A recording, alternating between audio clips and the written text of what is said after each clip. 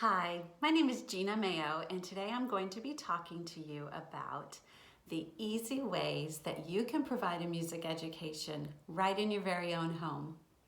I am a homeschool mom of 8. I have 8 children from 19 down to 7, and I have been homeschooling the whole time.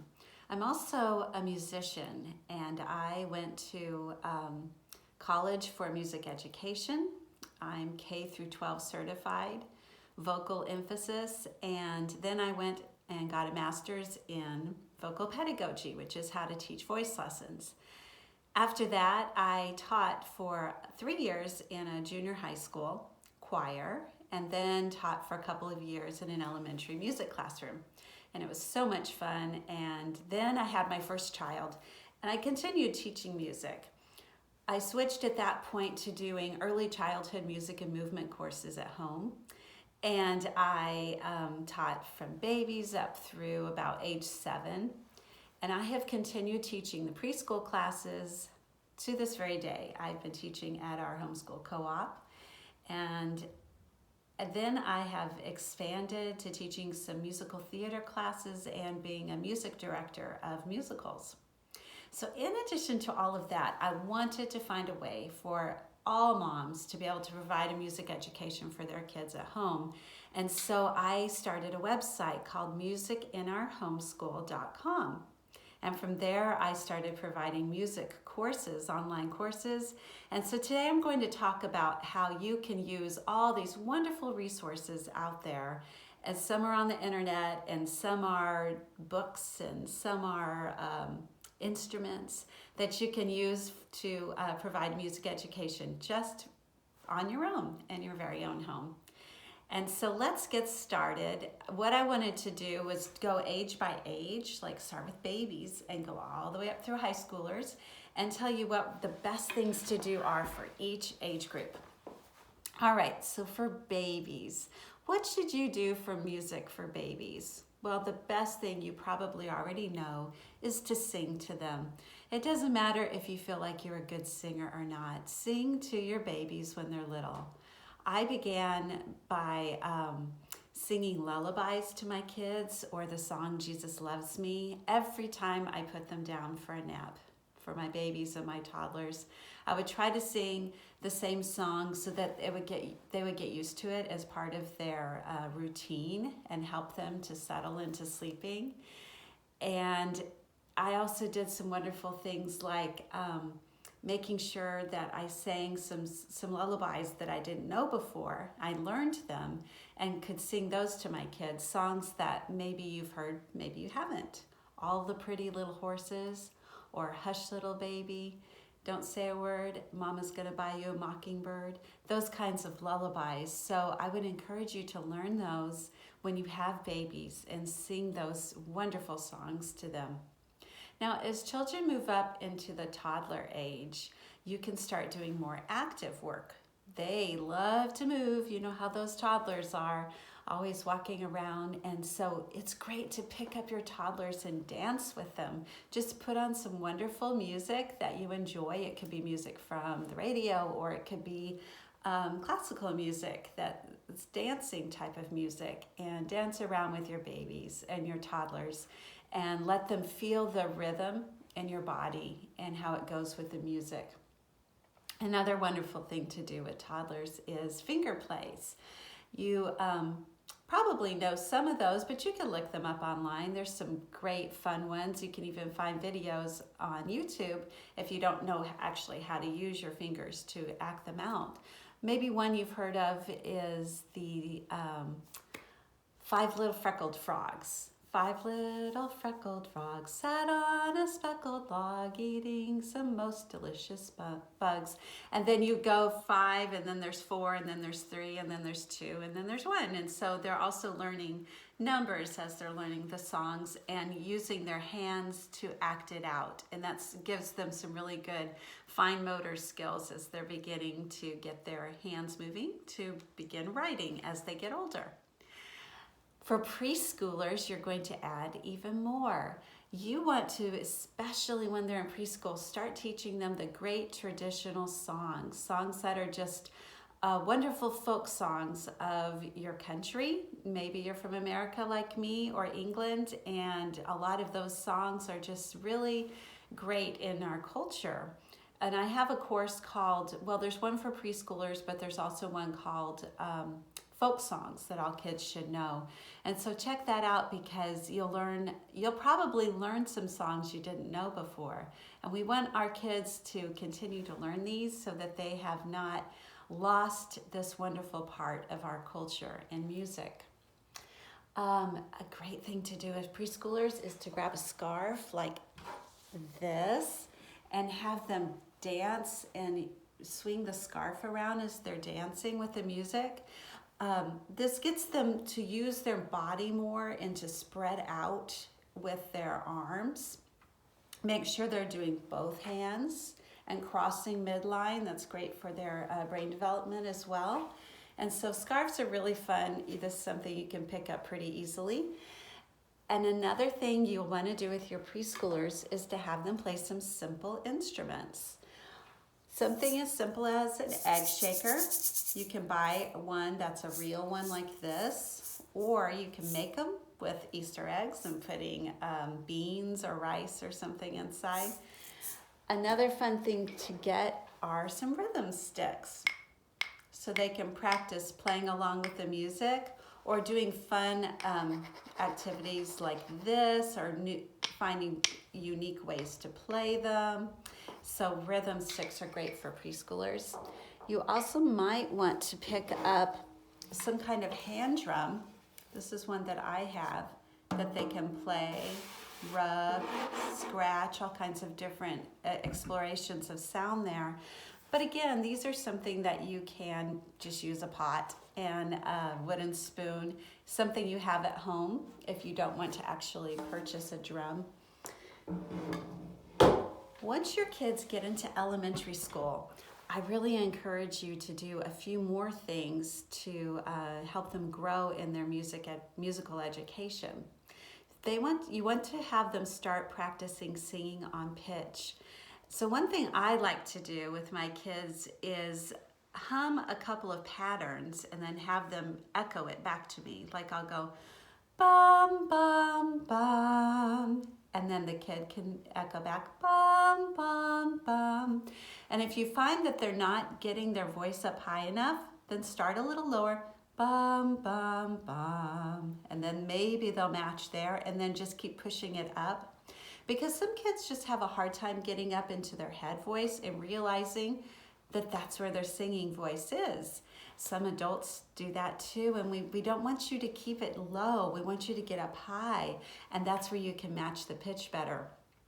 Another thing you'll want to do is practice keeping a steady beat. This is very important if they're going to be able to play music later on. You want them to be able to keep a steady beat.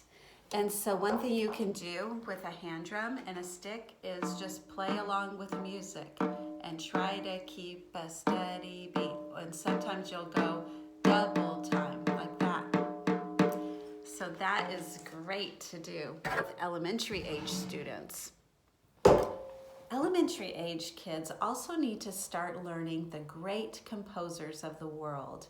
And one of the best ways I think to do this is to use books. And so I have a few books over here I'm going to show you. So let me grab these. These are some that you can find in the library. This one's called Lives of the Musicians. And so each page has, well, if I can find the beginning of a chapter, keep skipping. So it has a composer and then tells a little story about him. There's also some longer books like these published by Zizok that I love. These, I think I have a couple of others. Here's one. These are much longer, and they tell the story of the composer when they were young. And so this, of course, is great for elementary kids because they're hearing how these composers, what they were like when they were their age. There's so many other kinds of books too about composers that you can find in the library. It seems like more and more are being written every day, every year. And they're really well done. So pick up some books about composers and then find their music on Spotify or YouTube and listen along while you're reading. If you, some other kinds of books, let me show you. You'll also want your kids to learn about particular pieces, specific wonderful pieces of the world. Sorry, I'm trying to grab this book and it's stuck. So here's one that's really fun for kids called Peter and the Wolf. And this musical piece by Prokofiev, it's an orchestral piece, but it comes with a narration that tells a story. And each of the instruments, each of the characters in the story is represented by a different instrument. So the kids start learning what the instruments sound like. You can pick up a book like this. Many of these kinds of books come with a CD, or you could even find the music on YouTube and read the book along with listening to it. So I also want you to make sure your kids learn about instruments and what they sound like and what they look like and how they're played and what musical family they're part of. And so again, great books to help you do that. This one's really fun, The Story of the Orchestra. There's a CD here that I took out. So you'll learn about some composers. If I could show this to you, some composers. And then they talk about the instruments as you're going through the book. And so this is a great way to learn it. So many fun books you'll find in the library for elementary age kids. Again, you want them to start playing instruments, but you might get a little bit more technical with elementary age and play instruments that actually have different pitches, like a xylophone or a piano or a recorder. So if you are interested in teaching in any of those, you can find some tutorials on YouTube, or there's lots of great teachers that you can either teach, they'll help you learn to teach it, or they give you video lessons or even Skype lessons so they can be live.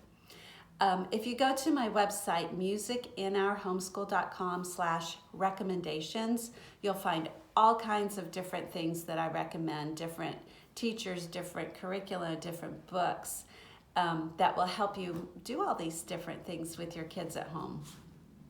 So another wonderful thing to do with elementary age students is to play singing games. Now maybe you haven't done a lot of these, but you might remember playing London Bridge, where two kids, they're holding their hands like this and other kids are going under. That's an example of a singing game. So there's some kind of rules to the game, and it usually goes along with music, and then so the kids are learning how to play with the rules and going with the music and learning to sing while they're playing. So singing games are great to do with elementary age students, and you can do those at home if you have a few kids there. But there's some that you could even do with just you and one child. I also recommend that at the elementary age, let me set these books down, that you start doing ear training. Now, what is ear training? For an older kid, like a high school student, ear training may be as complicated as a teacher plays something on the piano and then the student needs to actually write it down on notation, like on their staff, and they'll actually write the music that they're hearing the person play on the piano. But earlier on, we need to start training kids to start listening and distinguishing between different types of sounds and to have focused listening time. And so here's a really great way to start with elementary students. And it's to listen to animal sounds and have them start recognizing the differences between them. So you might have a picture of a coyote and a fox, and you just look up the sounds online, find a recording of it, and you play them and let the kids start learning, okay, that's what this fox sounds like, and that's what the coyote sounds like. Some other types of animals, maybe a fly and a downy woodpecker, a bullfrog, and a katydid. And so they really start learning to distinguish. One thing I'm doing with my preschoolers at our co-op right now is birds. And those get a lot more complicated because it's all birds, and so they're much more similar. But they start to learn the difference between a cardinal and a chickadee and a blue jay.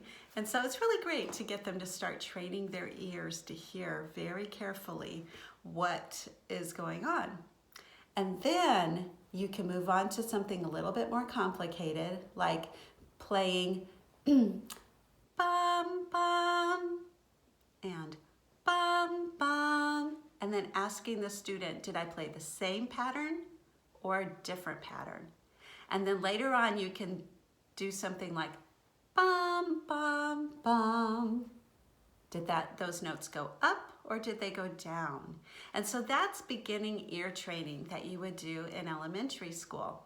Something that anyone can do with their kids. You can play it on a piano or a xylophone or a recorder or sing it any different way you want to. Along with those things I just mentioned for elementary students, I also think it's really a good time to start learning beginning music theory. Just like anything with learning, you want to learn the basics first, and a lot of times it's a certain kind of vocabulary, like for science or for reading, you're learning the vocabulary of phonics and how first you're learning all the letters, and then you're learning the phonics and how they all sound, and then eventually you could put it together for reading. Well, the same thing goes with music. You need to learn the notes of the treble and bass clef, and you need to learn what different notes, how long you hold them, and what they're called, and the rests, and all the different other musical symbols and what they're called and how they're used. After you get this basic vocabulary, which is great to learn in elementary school, you can begin to use it to actually sight read in singing or instruments, whatever you're playing. And that is such a good thing to start in elementary school, because when you move into middle school and high school, you're probably, if you're interested in music, you're going to be getting much more intense in the type of music you're playing or singing. All right, another last thing I want to say for elementary students, what I want them to learn in elementary school is how the music relates to the culture. A really fun way to do this is by seeing the music that's related to each holiday. For example, at the time that I'm filming this, it's almost St. Patrick's Day. And so I love to take that time to let my kids, my personal kids, know what music of Ireland sounds like. Maybe some famous songs from Ireland and the different types of instruments that they play there as compared to where we live. Another thing that you'll want to do is let the kids see how the music relates to other cultures. So first for their own culture and then for other cultures, like from Africa and Australia and South America. Each place around the world has specific types of instruments and styles that they play. And it's so fun to just delve into that and then start to distinguish, hey, what does this, where is this music from? Can you tell? Just because we've been studying these different countries, what does this sound like? Oh, that sounds like it's from China. Or what does this one sound like? That sounds like it's the Irish music. And so that's a great thing to do in elementary school, and anyone can do it right in their very own home. Let me now take a few more minutes to talk about music that you can still do at home in middle school and high school years. I think that personal opinion here, I think that every student should take a fine arts music appreciation course during high school. Because it doesn't matter if they're going to continue in music or not, it's something that every student really should have a background in understanding, and they can get high school credit for it. Do a semester course at the very least, and learn about all the great composers, start to study music history from the very beginning, which for us it's basically the Middle Ages, because we don't know what music sounded like too far before that. So starting with music in the Middle Ages and listening to the different types of music and how it transformed and how it related to things that were going on in the culture and history in the country they were in, and then they can actually get high school credit for that. If the student decides that they do want to continue in music, then I would really recommend that they study music theory as well. And there's some online music theory courses, or you can use some books, just find some curricula. But study music theory at home before you go to college, because that first class in music theory in college is going to be hard, because they're trying to weed out the ones that aren't really serious about remaining in music. So get a good background in it. The last thing that you can do at home when you're in high school and middle school is take private lessons. Yes, you can do it at home, because there are some wonderful teachers out there that are providing their services online to help students who can't leave, or maybe they live in a place where there isn't that private teacher available. So yes, you can take private lessons at home. It makes it so much wonderful the day and age that we're living in now. I did want to mention one other thing, and this thing you cannot do so easily at home, but if you are in those older ages and you want to be more serious, I do encourage you to find a way to be in a group, like a band, an orchestra, a choir, or a musical theater company, so that you can do music with others. But there are some, like those choirs that are occasionally meeting together, like YouTube Live, and singing all together. So there may even be opportunities for you to be a part of a musical group from your very own home. So I'm just looking over here to see if I missed anything. I think I mentioned just really quick, I forgot to mention these. When I was talking about the elementary and preschool students, I love these Maestro Classics for understanding some music and listening to it. These great orchestra and fun narrations and different activities. So just mention that real fast. But head over to musicinourhomeschool.com/recommendations, and you'll find all kinds of fun things. And I would love to hear from you as well if there are some ideas that I didn't mention that you have done in your home. And thank you so much for joining me today. And I really hope that you can have a great time doing music with your kids at home. Thanks.